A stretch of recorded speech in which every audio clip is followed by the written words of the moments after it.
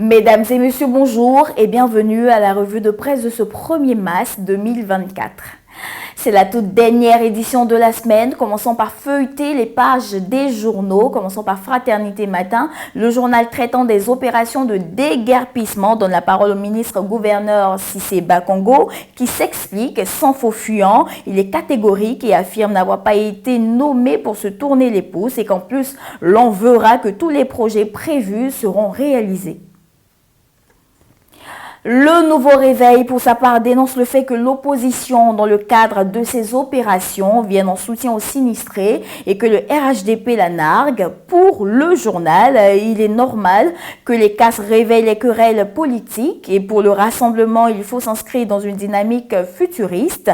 Il écrit « Voici ce qui va se passer désormais. La nouvelle alliance plus pessimiste pour le pouvoir RHDP estime que le RHDP creuse sa propre tombe. En tout état de cause, le Jour Plus donne la parole aux principaux partis politiques de la place qui donnent leurs avis sur le déguerpissement. Sur le terrain politique, le Nouveau Réveil révèle que Tidiane Thiam anime sa toute première conférence de presse le mardi prochain et le matin, se basant sur la dernière conférence de presse du porte-parole du PDCI, estime que le vieux parti ne croit pas aux chances de Thiam face à Ouattara. Le patriote, pour attester que le gouvernement est au travail sous la férule du président Ouattara, dévoile la feuille de route et met en lumière les grandes actions en 2024, dont 145 projets à lancer. Le quotidien Le Mandat se part à compter de ce 1er mars 2024 de ses plus beaux apparats de fête. Les lecteurs ont dû s'apercevoir et il entame la célébration de ses 15 ans d'existence. Un parcours résumé en manchette du journal par le fait d'avoir apporté courageusement et loyalement le combat du président Ouattara tout ce temps.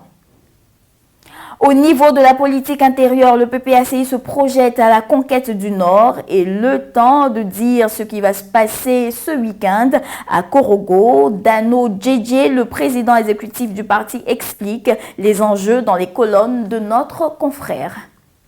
Feuilleton Soir Info qui nous propose, comme très souvent, un fait divers. Dans sa parution du jour, il fait cas d'un disc-jockey qui a été découvert mort dans son lit. Et le journal n'a pas passé sous silence le 9e dîner gala de la Fondation Children of Africa et note que des invités de marque sont à Abidjan pour la cause des enfants malades du cœur. Et terminons la revue de presse de ce jour avec le Sénégal où Macky Sall réaffirme qu'il quittera ses fonctions le 2 avril prochain.